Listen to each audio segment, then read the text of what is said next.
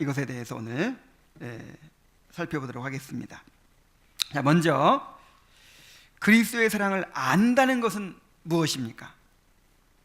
바울의 기도 가운데 바울이 사용한 단어들을 통해서 그 단서를 발견할 수가 있습니다. 먼저 바울은 그리스도의 사랑을 알게 해달라고 했죠. 지식에 넘치는 그리스도의 사랑을 알고 그랬죠. 여기서 알다라는 말은 이론적이고 관념적인 지식이 아니라 실제적이고 경험적인 지식을 의미합니다. 가령 우리가 어떤 사람을 안다라고 말할 때 그 사람에 대한 정보를 아는 것이 아니죠. 여기 있는 우리 서정현 형제에 대해서 안다 그럴 때 제일 잘하는 사람이 누굴까요? 동사무소 직원일 거예요. 모든 정보를 다 알고 있죠. 그러나 그게 진정으로 아는 것입니까? 내가 어떤 사람을 안다라고 할 때는 그 사람에 대한 정보를 아는 게 아니에요. 관계를 통해서 경험적으로 그렇게 경험해 가는 것입니다. 알아가는 것입니다. 그리스도의 사랑을 안다는 것도 마찬가지죠. 여기서 그리스도의 사랑을 안다라고 말했을 때 이론적이고 관념적으로 아는 것이 아니라 그리스도와의 관계를 통해서 경험적으로 그 사랑을 알게 되는 것을 가리킨 것입니다. 시편 34편 8절에 너희는 여호와의 선하심을 맛보아할지어다 그랬어요. 이 여호와의 선하심이라는 속성 안에 사랑도 포함되어 있는 것입니다. 자, 이 여호와의 사랑을, 여호와의 선하심을 어떻게 알지어다? 맛보아할지어다. 그냥 이론적으로 하나님의 사랑을 어떻다더라 이렇게 아는 것이 아니라 하나님께 자신을 들여서 하나님과 관계를, 하나님을 영접해서 하나님과 관계를 맺고 그 하나님의 사랑을 경험해 가라 하는 것이죠. 기독교 신앙의 핵심은 그리스도와의 인격적인 관계입니다. 이것이 기독교를 세상의 모든 종교들과 구분하는 아주 중요한 그런 구분점이에요. 부처님을 믿는다고 할 때 부처님과 인격적인 관계를 맺지 않습니다. 부처님을 사랑하든 사랑하지 않든 아무 관계가 없어요. 단지 부처님이 남겨준 그 교훈을 따른다 하는 의미죠. 그러나 예수님을 믿는다라고 할 때는 예수님과 인격적인 관계를 맺는 것입니다. 예수님이 내 안에, 내가 예수님 안에 온전히 거하면서 예수님과 함께 예수님의 사랑을 누리고 우리가 예수님을 사랑하고 이렇게 관계를 맺어가는 것이고 또 사랑을 이루어가는 것이죠. 한 인간의 사랑을 경험하는 것도 정말 놀라운 일이죠. 그런데 그리스도와 깊은 관계를 맺고 그의 사랑을 경험하게 된다는 것이 얼마나 놀라운 일이 되겠습니까? 자, 그런데 바울은 또한 성도들이 그 사랑을 깨닫게 해달라고 또 기도합니다. 그 너비와 길이와 높이와 깊이가 어떠함을 깨달아 그랬죠. 이 깨닫는다는 말은요, 힘을 다해서 취한다, 따라잡는다, 이해한다, 지각한다 라는 뜻을 가진 단어입니다. 그래서 확고한 지성적인 이해 혹은 마음으로 파악하는 것을 가리킵니다. 자, 이 말은 그 사랑을 저절로 알아가는 것이 아니란 뜻이죠. 이 사랑을 알려면 시간이 필요하고 노력이 필요하다는 뜻입니다.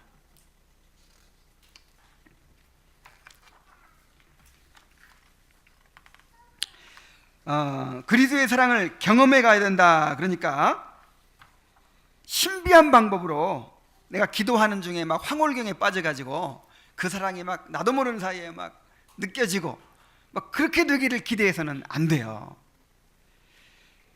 자, 그리스도의 사랑을 알려면 어떻게 해야 됩니까? 일단 지성적인 이해가 필요해요. 그리스도에 대해서 먼저 알아야 되겠죠. 그리스도께서 이루신 구속에 대해서 알아야 됩니다. 아니, 그리스도가 어떤 분인지를 먼저 알아야 되겠죠.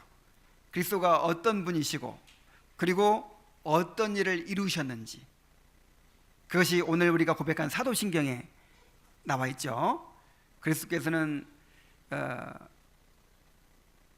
성령으로 잉태하사 동정녀 마리아에게 나시고, 또 본디오 빌라도 치하에서 고난을 받으시고 십자가 달려 죽으시고 또 장사되시고 죽은 지 사흘 만에 죽은 자 가운데서 부활하시고 또 하늘에 오르시고 또 하나님 우편에 계시고 장차 이제 재림하실 우리의 주님이십니다. 그런데 그 한마디 한마디 속에 그리스도가 어떤 분인지, 그리스도께서 이루신 일이 어떤 것인지가 다 들어있는 거예요.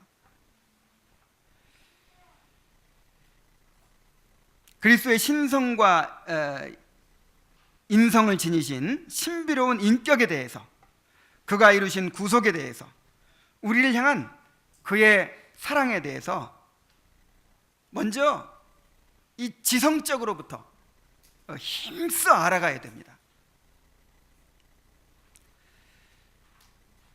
이것도 모르면서 그리스도께서 어떤 분이고 또 어떤 일을 이루셨는지도 모르면서 그냥 내 마음으로 상상하는 거예요. 뭐 예수님은 내가 가장 좋아하는 그런 분일 것이다. 막 그렇게 마음으로 상상해가지고 그 상상으로 만들어내는 이미지를 사랑해요. 그 이미지를 의지해요. 그러면서 눈물도 흘리고 찬양도 하고, 이런 건 진정한 사랑이 아닌 거예요. 먼저 이 성경에 나타난, 성경에 게시된 그리스도에 대해서 부지런히 알아가게 되시기를 바랍니다. 왜 히브리서 독자들이 때가 오래됐는데도 아직도 어린아이 상태에 머물러 있었습니까? 멜기세덱에 관하여는 너희가 이해가 둔해서 아직 내가 말할 수가 없다 그러잖아요. 그리스도께서 멜기세덱의 반차를 쫓아서, 멜기세덱의 계통을 쫓아서 오신 대제사장이라는 것을 설명하려고 하는데 그리스도에 대한 이해가 없어요. 오늘날 그리스도인들이 그렇습니다. 그리스도 하면 그냥 우리 죄를 위해 십자가 달려 죽으신 분, 내 죄를 용서해 주신 분, 끝. 그걸 끝이에요.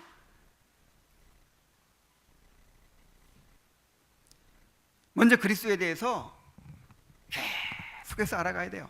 이 성경 전체가 다 그리스도에 대해서 기록한 책입니다. 그 그리스도에 대해서 그분이 기묘자요, 또 모사요, 신성과 인성을 겸비하신 신비로운 분이기 때문에 우리가 단숨에 알 수가 없어요. 그래서 창세기부터 요한계시록에 이르기까지 온갖 모형을 통해서 이렇게 표현하고 저렇게 드러내고 이렇게 묘사하고 끊임없이 그리스도에 대해서 우리에게 말해주고 있는 것입니다. 그래서 여러분, 그리스도에서 알았다고 생각하지 마세요. 계속해서 그리스도를 알아가야 됩니다. 또한 그 사랑을 알려면 그 사랑에 응답해서 우리도 그를 사랑해야 합니다. 잠언 8장 17절에 나를 사랑하는 자들이 나의 사랑을 입으며 나를 간절히 찾는 자가 나를 만날 것이니라 그랬어요. 자, 누가 주님의 사랑을 입는다고요? 누가 주님을 만날 수 있다고요? 나를 사랑하는 자들이, 나를 간절히 찾는 자들이 주님을 만나고 주님의 사랑을 받게 된다 그랬어요. 사랑은 상호적인 것이어서 일방적일 때는요, 그 사랑이 풍성하게 드러날 수가 없어요. 그를 누릴 수가 없어요. 누군가 나를 엄청나게 짝사랑한다고 합시다. 그럼 나는 쳐다보질 않아요. 그럼 내가 그 사랑을 알 수 있습니까? 대충은 알겠죠. 그냥 겉으로 알겠죠. 이 사람이 나를 사랑하고 있구나 알겠죠. 근데 그 사람을 사랑을 내 가슴으로 누릴 수 있습니까? 깨달을 수가 없는 거예요. 해바라기는 해를 바라봄으로써 햇볕을 충분히 받을 수가 있습니다. 그런데 아무리 햇볕을 비추어도 해를 바라보지 않으면 그 햇볕을 받을 수가 없는 거예요. 그래서 우리는 해바라기처럼 끊임없이 그리스도를 바라보아야 합니다. 끊임없이 그리스도를 갈망해야 합니다. 끊임없이 그리스도를 묵상해야 돼요. 여러분, 사랑한다는 것은요, 계속 생각하는 거잖아요. 여러분 마음속에 늘 떠오르는 사람이 누구예요? 아무도 없습니까? 누군가를 사랑하면요, 그 사람이 떠오르죠. 늘 생각하죠. 그 사람이 했던 말에 대해 생각하고, 그 사람의 모습에 대해 생각하고, 그 사람에게 기대하는 바를 생각하고, 그 사람을 만날 것을 생각하고, 계속해서 생각하죠. 이것이 주님을 사랑하는 사람들의 마음입니다. 그래서 그리스도를 계속해서 바라보고 갈망하고 그리스도에 대해서 묵상해야 돼요. 그리스도에 대해서 묵상하는 사람들이 그리스도를 사랑하는 사람들입니다. 그래서 영의 생각, 육신의 생각에서 존 오웨는 이렇게 말했어요. 그리스도를 부단히 묵상하는 일을 가볍게 여기는 사람들이 너무나 많습니다. 그들은 기독교 자체를 인정하지 않는 사람들이나 마찬가지입니다. 신자라고 불리는 사람이라 할지라도 영적으로 예수 그리스도와 실질적인 교제를 하지 않는다면 그들은 믿음으로부터 전혀 동떨어진 외인들이나 다름없는 것입니다. 그랬어요. 자, 맞는 말이에요, 아니에요? 여러분, 누군가를 사랑한다고 하는데 하루 종일 한 번도 생각한 적이 없단 말이에요. 그럼 정말 관계 맺은 것입니까? 지금 연애를 하고 있는 거예요? 예수 그리스도를 가장 사랑한다고 하는데 예수 그리스도와 사랑하는 정도가 아니라 완전히 연합했다고 하는데, 예수 그리스도가 곧 나이고 내가 예수 그리스도라고 하는데 그 예수 그리스도에 대해서 생각하지도 않고 묵상하지도 않고 갈망하지도 않고 그렇게 살아가는 사람들이 어떻게 그리스도인일 수가 있느냐 이 말이에요. 그 사람은 교회를 다니고 있을지 몰라도 그냥 종교 생활을 하는 것이지 진정한 그리스도인은 아닙니다. 다시 말하지만 기독교 신앙은 그리스도와의 인격적인 교제예요. 그리스도를 사랑하는 것입니다. 마음을 다하고 뜻을 다하고 목숨을 다해서 그리스도를 사랑하는 것입니다.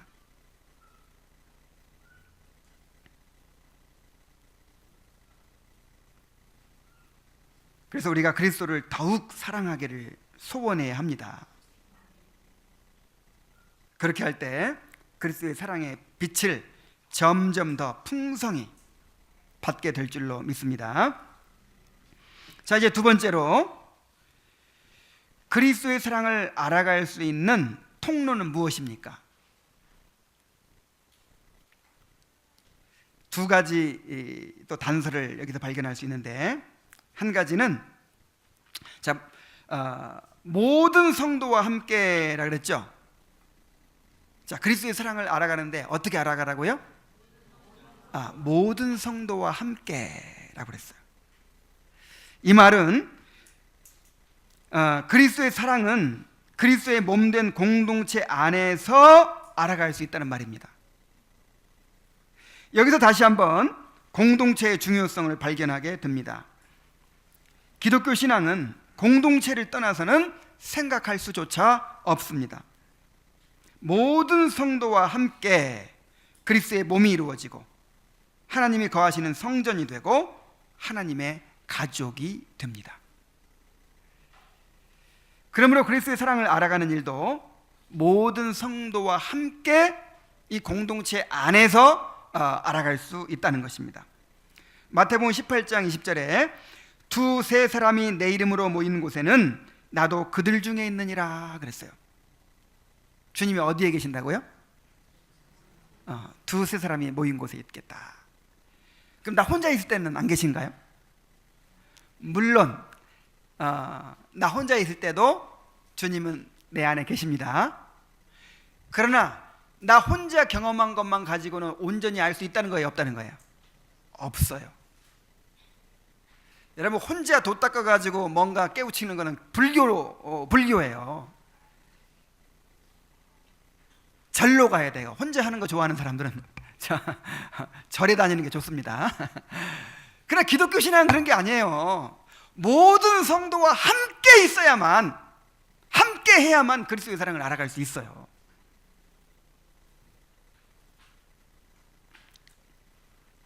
요한일서 4장 12절에 이렇게 말했습니다.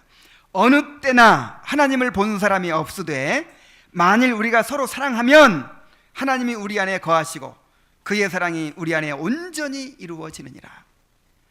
여러분, 하나님을 경험하고 싶죠? 하나님 만나고 싶죠? 그리스도를 만나고 싶죠? 그리고 그리스도의 사랑을 누리고 싶죠? 그럼 어떻게 하라는 거예요? 너희가 서로 사랑하면, 이 서로 사랑한다는 말, 이 고린도전서에 나오는 사랑, 그 밖에 또 이 성경에서 말하는 이 사랑은요, 이 기독교 신앙 전체를 다 이렇게 아우르는 말일 수가 있습니다. 사랑은 율법의 완성이니라 그랬잖아요. 그래서 여기서 말하는 사랑은 그냥 이렇게 뭔가 막 잘해주고 뭐 그 사람을 위해서 뭘 해주고 꼭 이런 것만이 아니라 이 공동체 안에서 이 그리스도의 몸을 이루기 위해서 우리가 헌신하는 모든 걸 다 포함하는 거예요. 아시겠습니까? 서로 섬기고 또 자신의 이 지체로서의 의무를 다하고, 그 다음에 뭐 또 실제로 서로의 필요를 채워주고 거룩함을 지키고 뭐 하는 모든 걸 다 말하는 거예요. 자, 우리가 서로 사랑하면 어떻게 된다고요? 하나님이 우리 안에 거하신다. 하나님은 사랑의 하나님이시거든요. 그래서 우리가 서로 사랑하면 어떻게 해요? 우리 안에 거하십니다. 반대로 우리가 서로 미워하면 어떻게 되겠어요? 하나님의 임재가 떠납니다. 그래서 교회는요, 분열이 생기잖아요. 서로 막 싸우기 시작하잖아요. 그러면 성령이 소멸돼요. 교회의 생명이 끝나는 것입니다. 우리가 서로 사랑할 때 하나님이 우리 안에 거하십니다. 그리고 그의 사랑이 우리 안에 온전히 이루느니라. 하나님 나를 사랑하신다고 하는데 그 사랑을 좀 더 경험하고 싶은데 어떻게 하면 그 사랑을 알 수 있을까요? 사랑하십시오. 서로 사랑하세요. 서로 사랑하는 가운데 하나님이 우리 가운데 임재하시고 그의 사랑이 우리 안에 온전해집니다.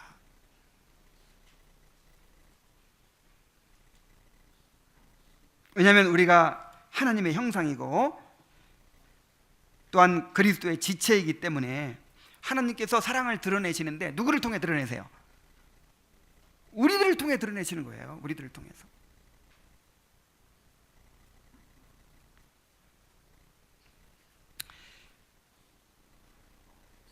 자, 또한 모든 성도와 함께라는 말에는요, 자신만을 생각할 것이 아니라 모든 성도가 함께 그리스도의 사랑을 알아가야 한다는 의미도 있어요. 자, 나 혼자만 막 하나님 사랑 알아가면 돼요? 딴 사람들은 다 몰라요. 근데 나 혼자만 열심히 알아가면 좋겠죠. 근데 그렇게 안 된다 이 말이에요. 이 세상의 이 삶의 방식은 경쟁이죠. 이제 남을 눌러 이겨야 내가 승리자가 되는 거예요. 내가 먼저 차지해야 이제 다른 사람은 이제 누리지 못하고 나만 누릴 수가 있는 거예요. 그러나 그리스도 안에 있는 사랑은 무한히 확장된다 그랬죠. 더 많은 사람이 누릴수록 더 풍성해집니다. 그래서 그리스도의 사랑을 알아가는 방법은요, 나 혼자 남과 경쟁해가지고 나 혼자 막 달려가가지고 얻어내는 것이 아니고 모든 성도와 함께, 모든 성도와 같이 그렇게 알아가야 하는 것입니다. 교회는 한 몸이요 한 가족이기 때문에 이 모든 성도가 함께 알아가야 나도 풍성하게 알아갈 수 있어요. 여러분, 발이 건강해야 손도 건강하고, 그죠? 뭐 눈이 건강해야 입도 건강하고, 위장이 건강해야 간도 건강하고. 그래서 이 한방에서는 예를 들어 위가 아파서 왔습니다. 그러면 막 간, 무슨 쓸개, 뭐 온갖 장기를 다 막 도와줘. 이렇게 힘을 돋구는 약을 주죠. 왜냐하면 다 연결되어 있기 때문에 한 지체만 건강해서는 안 된다는 거예요. 우리도 마찬가지입니다. 우리가 한 몸이기 때문에 한 지체가 병들어 있는데 나만 건강할 수 없어요. 그래서 다른 사람들도 그리스도의 사랑을 풍성히 알아갈 때 나도 함께 알아갈 수가 있다는 사실을 깨닫게 되시기 바랍니다. 그래서 항상 다른 사람들을 관심을 가져야 돼요. 우리가 개인주의적인 신앙 태도를 극복해야 합니다. 이것은 이제 앞으로 계속해서 강조될 거예요. 이 에베소서에서. 이 개인주의 성향은 죄의 성향입니다. 우리는 원래 하나님과 연합하고 사람들과 연합하여 살도록 지음을 받았어요. 그런데 죄는 자신만을 생각하게 만들고 하나님과도 분리시키고 다른 사람들과도 분리시킵니다. 더구나 이 현대사회는 극도의 개인주의가 지배하는 사회예요. 옛날에는 나 혼자만 생각하고 살 수가 없었습니다. 철저하게 공동체 중심으로 살았죠. 가족 공동체, 지역 공동체, 종교 공동체가 항상 나보다 더 중요했어요. 그래서 옛날 고대에 이런 공동체적인 문화를 배경으로 해서 예수님이 뭐라고 말씀하셨냐면, 나를 따라오려면 부모나 처자나 이런 가족을 포기할 각오를 해야 된다 그랬어요. 왜냐하면 나 혼자만 믿을 수 없으니까. 이 모든 생활이 이 공동체로 진행이 되니까, 이루어지니까 버림을 받을 수밖에 없어요. 심지어 이 로마 시대에요, 장사하는 것조차도 전부 조합 중심으로 이루어졌대요. 공동체 중심으로. 그래서 만약에 나 혼자 그리스도를 믿잖아요. 그러면 이제 이 일종의 이제 오늘날로 말하면 조합 형태인데, 그 조합에서 이제 신에게 제사를 지내는 거예요. 신에게 제사를 지내고 그렇게 이제 장사를 하고 막 그렇게 해야 되는데, 나는 그리스도를 믿기 때문에 제사를 안 지내잖아요. 그러니까 거기서 이제 쫓겨나요. 버림받아요. 그래서 가족으로부터 버림받고 모든 그런 공동체로부터 이렇게 버림을 받기 때문에 그렇게 경제적으로 또 사법적으로 사회적으로 모든 면에서 보호받지 못하고 그렇게 어려움을 겪었던 것입니다. 좀씩 이 얘기가 길어졌는데, 어쨌든 예전에는 그렇게 나 개인보다 공동체가 중요했다는 것이죠. 그러나 지금은 개인의 자유가 극도로 보장되는 시대가 되었습니다. 민주주의와 인권이 발달하고 산업화, 도시화가 되면서 이제는 개인의 자유가 극도로 존중받는 시대가 되었어요. 지금은요, 심지어 가족 간에도 서로 간섭하지 않고 자기가 하고 싶은 대로 살아갈 수 있는 시대입니다. 그래서 부모의 신앙이 다르고, 아니 부모 중에서도 엄마는 천주교, 아빠는 개신교, 자녀는 이단 이런 짓도 봤어요. 뭐 마음대로 해요. 이걸 서로 타치할 수가 없어요. 그래서 이런 시대를 살아가다 보니까 오늘날 기독교 신앙도 너무나도 개인주의화 되어버렸습니다. 한 시대를 지배하는 문화는 그 시대를 살아가는 사람들에게 절대적인 영향을 미칩니다. 마치 물고기에게 물과 같아요. 그래서 우리가 말로는 그리스도의 몸을 말하고 공동체를 말하고 우리 뭐 형제 자매다 뭐 그러지만은 실제로는요, 우리의 의식 속에, 우리의 습관 속에 나도 모르는 사이에 너무너무 개인주의화 되어 있다는 사실을 여러분 인식을 해야 됩니다. 너희는 이 세대를 본받지 말고 그랬죠? 마음을 새롭게 함으로 변화를 받아 하나님이 기뻐하시고 뭐죠? 하나님의 선하시고 기뻐하시고 온전한 뜻이 무엇인지 분별하도록 하라. 그래서 그 시대의 문화를 극복해 가는 것이 바로 신앙이에요. 하나님의 뜻에 맞추어서 좀 다르게 살아야 됩니다.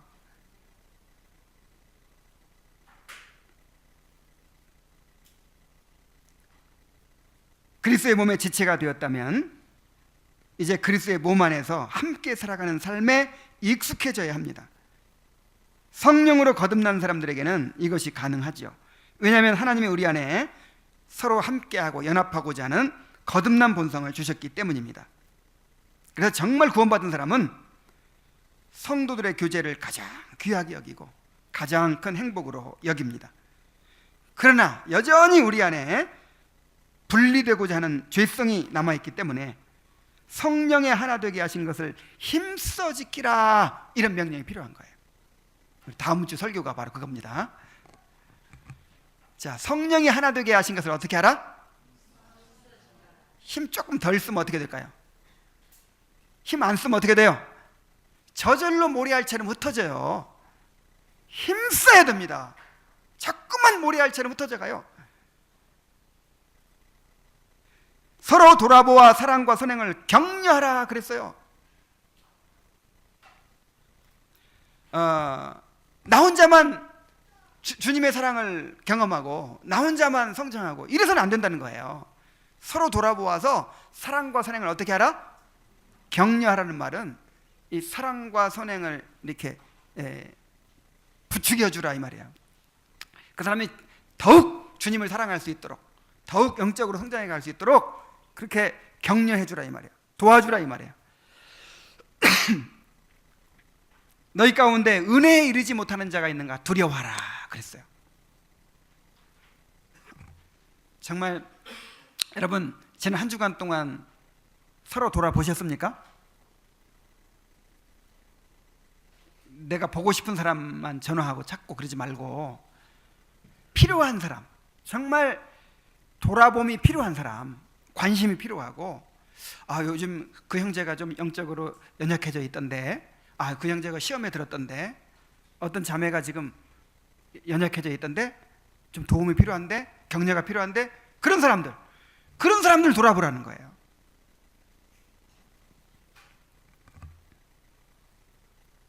그리고 모이기를 힘쓰라고 했어요.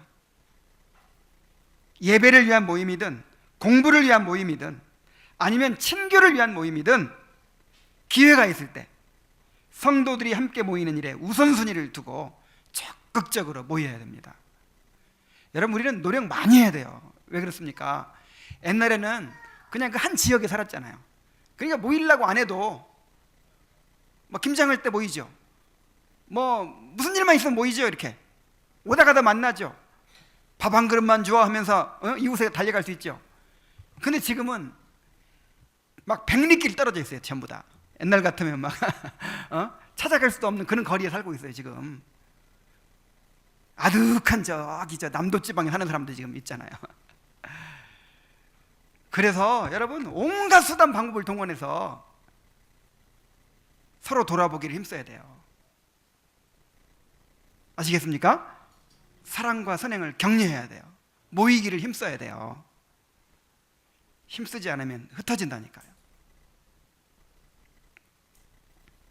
이렇게 서로 연합하고 또 서로 사랑하기를 힘씀으로써 그리스도의 사랑을 더욱 풍성하게 알아가게 되시기를 바랍니다. 이 그리스도의 사랑은 모든 성도와 함께 알아가는 것입니다. 자, 또 한 가지 우리가 발견할 수 있는 것은 뭐냐면요, 그 사랑은 지식에 넘치는 사랑이라 그랬죠. 이 지식에 넘치는 사랑이라는 말은 인간의 이성으로 이해할 수 있는 범위를 넘어서는 이 무한한 사랑이라는 것이죠. 또한 그 사랑은 오직 성령의 역사를 통해서만 알아갈 수 있는 사랑이라, 그런 뜻이기도 합니다. 그러니까 우리의 이 인간 본성을 통해서만은 다 알 수가 없어요. 성령을 통해서만 그 사랑을 알아갈 수가 있어요. 로마서 5장 5절에 소망이 우리를 부끄럽게 하지 아니함은 우리에게 주신 성령으로 말미암아 하나님의 사랑이 우리 마음에 부은받음이니 그랬어요. 자, 하나님의 사랑은 어떻게 부어진다고요? 성령으로 말미암아. 하나님의 사랑은 성령으로 말미암아 부어집니다. 그러므로 우리의 교제가 인간적인 교제가 되어서는 안 되는 거예요. 오늘날 교회들은 이 인간적인 친교를 강조해서 사람들을 끌어들이려고 하는 경향이 있습니다. 왜냐하면 점점 이제 외로워지잖아요. 핵가족 시대를 넘어서 이제 1인 가구가 막 늘어나는 이 시대이기 때문에 이제 교회가 하나의 공동체가 될 수 있으면 대리 가족 역할을 할 수 있습니다. 그래서 이제 이 교회를 중심으로 친교가 이루어지고 또 교회를 중심으로 뭔가 이렇게 활동이 이루어지고 이렇게 할 수가 있잖아요.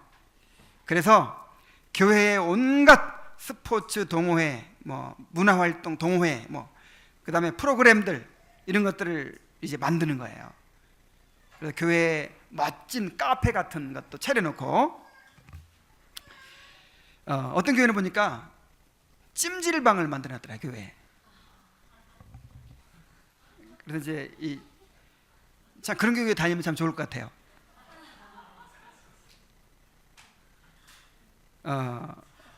뭐 안산에는 지금 이름 바뀌었지만 교회 이름 자체가 레포츠 교회야, 레포츠 교회.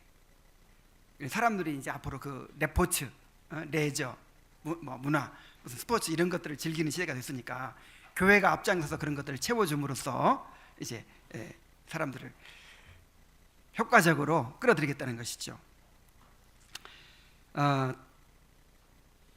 또 그런가 하면은 어떤 교회들은 교회를 이렇게 복지센터처럼 만들어 가지고 그 지역 사회에 어려운 사람들을 돕고 이런 훌륭한 일들을 하기도 합니다. 다 좋은 일입니다. 그러나 한편으로 굉장히 위험한 일이기도 합니다.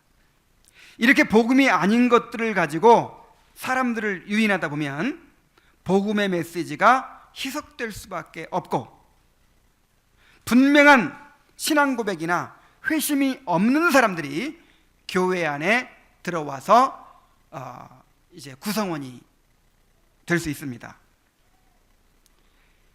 그렇게 되면 아무리 많은 사람들이 모여도요, 그 교회는 교회로서의 본질을, 교회로서의 생명력을 잃어버리는 거예요. 이 교회는 어떤 조직이 아닙니다. 어떤 정관, 어떤 규칙이 아니에요. 사람이 교회입니다. 그리고 어떤 사람이 하나가 딱 들어오면 그 사람이 교회의 일부가 되는 거예요. 그래서 자신의 죄를 깨닫고 회개하고 거듭난 그런 분명한 회심의 경험이 없이 그냥 축구하는 게 좋아가지고 이제 교회를 나오고 막 이런, 그다음에 교회에서 가르쳐주는 뭐 무슨 가정 사역이다 뭐다 해가지고 그런 게 좋아가지고 교회에서 애들 키우면 잘 크겠구나, 그래가지고 이제 교회 나온다 이 말이에요. 그래가지고 그 사람들이 교회 구성원이 돼서 이렇게 교회를 이루면 어떻게 되겠습니까? 그러므로 교회가 절대로 친목단체나 복지센터처럼 되어서는 안 됩니다. 교회는 사람들의 죄를 날카롭게 지적해서 회개하게 하는 곳입니다. 그리스도의 구원을 증거해서 거듭나게 하는 곳입니다. 교회는 성령으로 거듭난 사람들이 회원이 돼서 공동체를 이루는 곳이 되어야 합니다. 그래서 하나님을 예배하며 말씀과 성령 안에서 교제하는 그런 공동체가 되어야 하는 것입니다. 이렇게 교회가 성령으로 충만한 공동체가 될 때, 그런 교회를 통해서 그리스도의 사랑을 알아가게 되는 것입니다. 그래서 우리가요, 가장 중요한 게 뭐냐면 이 예배의 경건성을 높여야 되는 거예요. 예배는 이 교회의 심장이라고 했습니다. 뿐만 아니라 이 예배는요, 우리의 모든 신앙과 경건의 기초예요. 이 예배에서부터 출발하는 거예요. 예배를 경건하게, 그렇게 하나님의 임재로 충만하게 그렇게 드리지 못하면서 무슨 뭐 선교를 하고 복지를 하고 뭐 아무리 큰 일을 해도 다 소용없는 거예요. 예배 때 그렇게 경건하게 하나님께 집중하지 못하고 예배를 드리지 못하면서 뭐 밖에 나가서 얼마나 성경 읽고 무슨 전도를 하고 무슨 그런 경건이 이루어지겠어요. 그래서 교회의 생명은요, 이 예배의 경건성을 얼마나 높이느냐에 달려 있어요. 그 예배가 너무 이렇게 정말 이 수준이 낮을 때, 그 예배 수준 아시죠? 영적인 수준이 낮으면요, 이 교회가 낮을 수밖에 없는 거예요. 이 개인들의 신앙이 아주 저속해질 수밖에 없는 거예요. 그러나 교회의 그 영적인 수준이 그 예배의 영적인 수준이 높아질 때, 교회의 경건성이 높아질 때 이 교회가 성장할 수가 있는 것입니다. 그래서 이것을 위해서 우리가 항상 기도하고 준비해야 돼요. 오늘 예배 드리고 나면 이제 돌아가서 가정 예배를 드리면서 여러분 점검해야 됩니다. 이렇게 반성해야 됩니다. 오늘 우리가 예배를 어떻게 드렸는지, 어떻게 예배를 준비했는지, 우리가 다음에는 어떻게 예배를 준비하고 하나님께 예배를 드려야 할 것인지.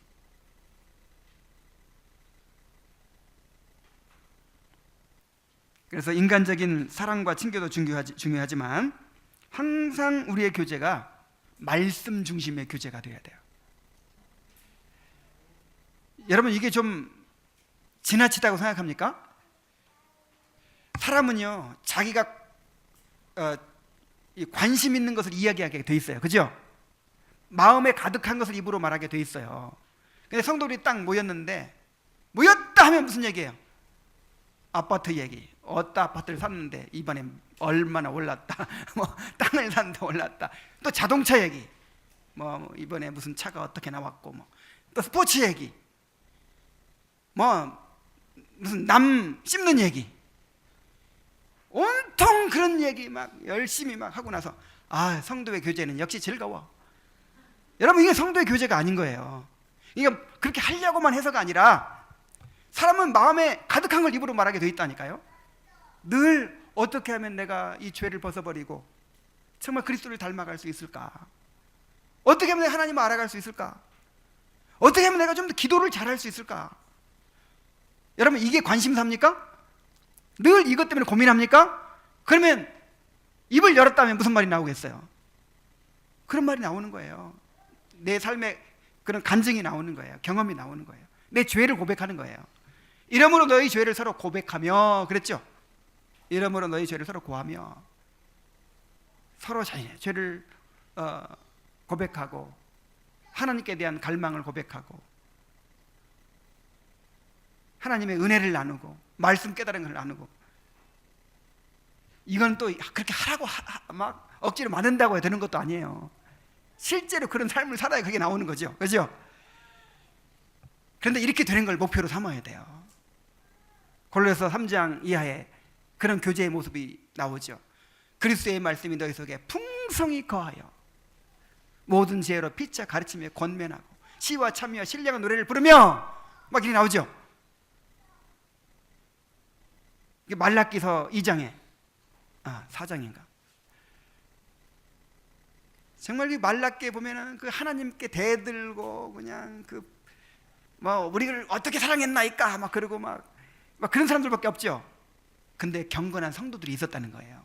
경건한 성도들이 서로 피차 말하며 여호와께서 이를 들으시고 하늘에 있는 기념책에 기록하셨느니라. 정말 하나님을 사랑하는 사람들이 있어요. 정말 이 하늘의 영광을 사모하는 사람들이 있어요. 그래, 만났다 하면 그런 얘기를 나누는 거예요. 이것을 하나님께서 얼마나 기뻐하시는지 기념책에 기록하셨다는 거예요.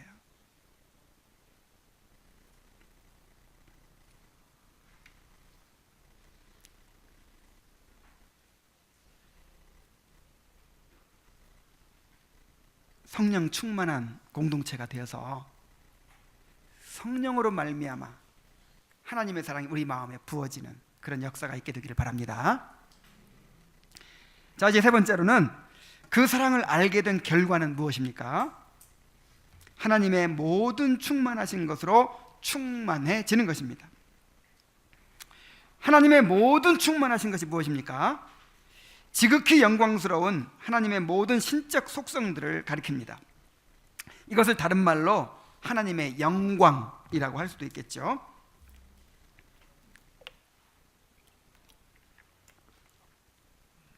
곧 그의 지혜와 권능과 거룩하심과 공의와 인자하심과 진실하심, 그리고 어디에나 계시며 무한하시며 영원하시며 불변하신 그런 속성들입니다. 바울은 이러한 하나님의 영광을 성도들이 충만하게 누리고 그 영광으로 채워지게 되기를 구하고 있습니다. 어떻게 이 일이 가능할 수 있습니까? 그리스도 안에서 가능할 수 있습니다. 여러분, 하나님과 우리는요 무한한 질적 차이를 가지고 있어요. 그래서 도저히 연결될 수가 없어요. 근데 그 무한하신 하나님과 우리를 연결시켜 주신 분이 누구예요? 그리스도예요. 그리스도는 무한하신 하나님이심과 동시에 우리와 똑같은 사람이십니다. 그래서 한 손으로는 하나님을 잡으시고 한 손으로는 우리를 잡으시고 이렇게 하나님과 우리 사이를 연결하는 다리가 되셨어요.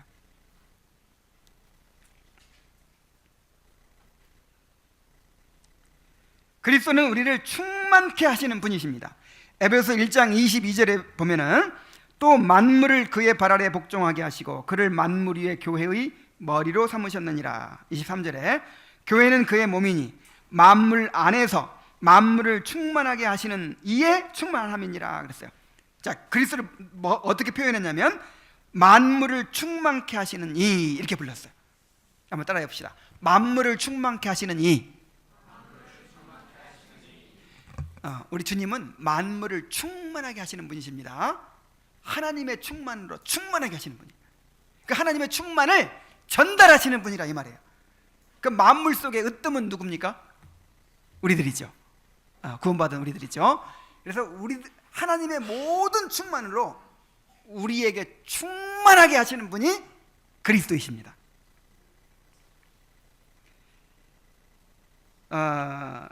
골로새서 2장 9절로 10절에 보면은 그 안에는 신성의 모든 충만이 육체로 거하시고 너희도 그 안에서 충만하여 졌으니 그는 모든 통치자와 권세의 머리시라 그랬어요. 자, 그리스도 안에는 신성의 모든 충만이 육체로 거하신다. 이게 얼마나 놀라운 표현입니까? 그리스도는 인성을 입고 계시죠? 우리처럼 이 몸을 입고 계신다는 거예요. 사람처럼 몸을 입고 계세요. 그런데 그 안에는요 신성의 모든 충만이 들어있어요. 놀랍죠? 그런데 그 주님과 우리가 연합했어요. 주님이 우리 안에 계시고 우리가 주님 안에 있습니다. 그래서 그 신성의 모든 충만이 우리 것이 됐다, 그런 뜻이에요. 야, 그냥 놀래지도 않아요. 그냥 하도 엄청난 얘기들 많이 들어가지고.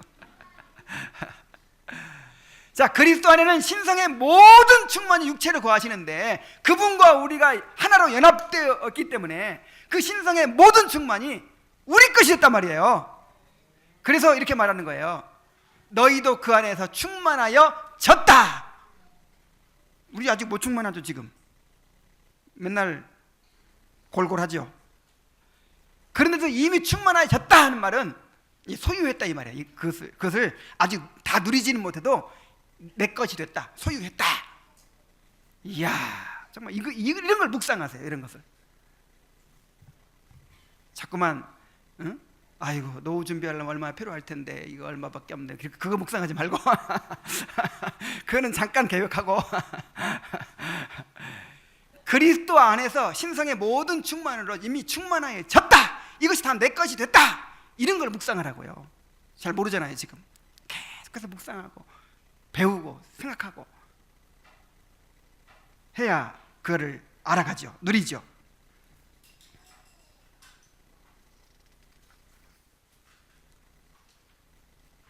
아직 우리는 구원이 완성되지 않았기 때문에 그 충만함을 완전히 누리지 못하고 있습니다. 그러므로 계속해서 그리스도의 장성한 분량이 충만한 데 이르도록 우리가 자라가야 하는 것입니다. 그래서 바울이 성도들을 위해서 기도한 거예요. 이 일은 바울이 지금까지 기도해온 과정을 통해서 이루어집니다. 먼저 성령으로 말미암아 속사람이 능력으로 강건해져야 됩니다. 성령의 내주와 교통을 말한 것이죠. 그 다음으로 뭡니까? 믿음으로 말미암아 그리스도께서 마음에 계시게 되어야 합니다. 이것은 그리스도께서 주장하는 삶을 말하는 것이죠. 또 사랑 안에서 뿌리가 박히고 세움을 입게 되어야 합니다. 이것은 이제 사랑의 기초 위에 세워져야 된다는 것이죠. 우리 삶이. 그리하여 그리스도의 사랑의 넓이와 길이와 높이와 깊이가 어떠함을 깨달아가야 됩니다. 그 결과로 우리가 하나님의 모든 충만하신 것으로 충만해지는 것입니다. 여러분, 이 기도를 우리가 지금 배우고 있죠? 이 기도를 길잡이 삼아서 기도해 보세요. 하나님, 내 속사람이 강건해지게 해주시옵소서. 그리스도께서 내 마음에 계시게 해주시옵소서. 또 사랑 안에 뿌리가 박혀 터가 굳어지게 해주시옵소서. 그리스도의 사랑을 알게 해주시옵소서. 그래서 하나님의 모든 충만하신 것으로 내가 충만해지게 해주시옵소서. 이렇게 기도하세요. 이렇게 기도하라고 지금 우리가 말씀을 듣고 있는 거예요. 우리가 이렇게 되기를 날마다 사모하며 간구해야 됩니다. 하나님의 충만하신 것으로 채워질 때에만이 우리의 공허함이 채워질 수 있습니다. 이 극적인 회심을 경험했던 프랑스의 철학자이자 또 수학자 파스칼이 그런 말을 했죠. 인간에게는 하나님만이 채우실 수 있는 공간이 있다. 자, 여러분 안에 하나님만이 채우실 수 있는 공간이 있어요. 인간은 육체와 영혼으로 이루어져 있죠. 육체는 물질로 채워집니다. 배고플 때 밥 먹으면 채워지죠. 더 이상 바랄 게 없죠. 그런데 영혼은 물질로 채워질 수 없어요. 돈으로 채울 수 없어요. 이 땅의 것으로 채울 수 없어요. 오직 하나님 자신만으로만 채워집니다. 우리의 영혼은 무한한 이 공간이에요. 하나님이 아니면 어떤 것으로도 채워질 수가 없어요. 이 아우구스티누스는 인간은 하나님을 위하여 지음받았기 때문에 하나님의 사랑 안에 쉬기까지 안식할 수 없나이다 라고 했어요. 또 솔로몬도 그렇게 말을 했죠. 그러니까 아우구스티누스나 솔로몬이나 다 경험해 봤어요. 하고 싶은 거 다 해봤어요. 하나님께 솔로몬한테 실험적으로 우리 모두에게 다 그렇게 허락할 수는 없으니까 솔로몬을 대표, 그걸 뭐라 그러죠? 시범 케이스로 딱 선택하셔서 한번 인간이 누릴 수 있는 거 다 누려봐라 하고 줬어요. 그래서 자, 인간이 누리고 싶은 게 뭐가 있어요? 돈이면 돈이 얼마나 많은지 길바닥에 돌멩이처럼 막 은금이 흔하다고 그랬죠.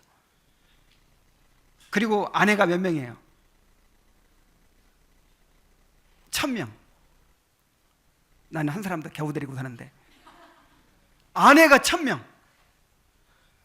이야, 그러니까 뭐 하고 싶은 거 다 한 거예요. 뭐 공부? 여러분 공부에 대한 욕심도 있죠. 그래서 그 사람이 공부를 또 엄청나게 했어요. 그래가지고 뭐 책을 뭐 어떻게 쓰고 뭐 지혜를 말하고 했죠. 뭐 안 해본 게 없어요. 하고 싶어 하면 다 했어요. 하고 싶다 하면. 그리고 나서 결론이 뭐예요? 헛되고 헛되며 헛되고 헛되니 모든 것이 헛되도다. 사람이 해 아래에서 수고하는 수고가 사람에게 무엇이 유익한고? 다 채워봤더니 그 영혼을 채울 수 없더라. 그래서 마지막으로 결론을 이렇게 내립니다. 일의 결국을 다 들었으니 하나님을 경외하고 그의 명령들을 지킬지어다. 이것이 모든 사람의 본분이니라. 그래서 여러분 마음이 공허해질 때 다른 걸로 채우려고 하지 마세요.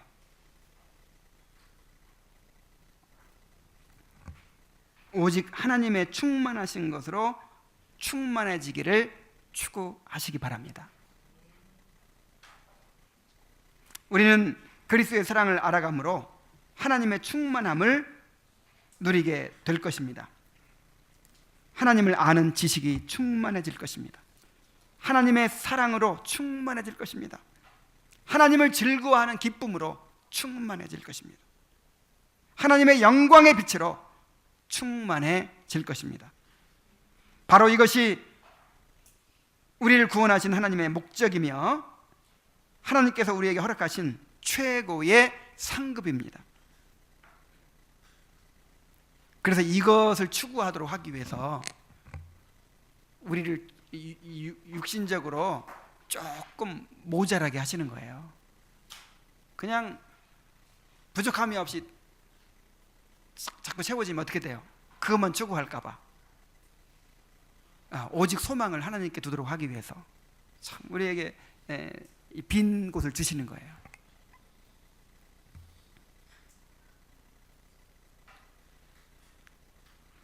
우리는 이 땅에서부터 하나님의 모든 충만함을 누립니다.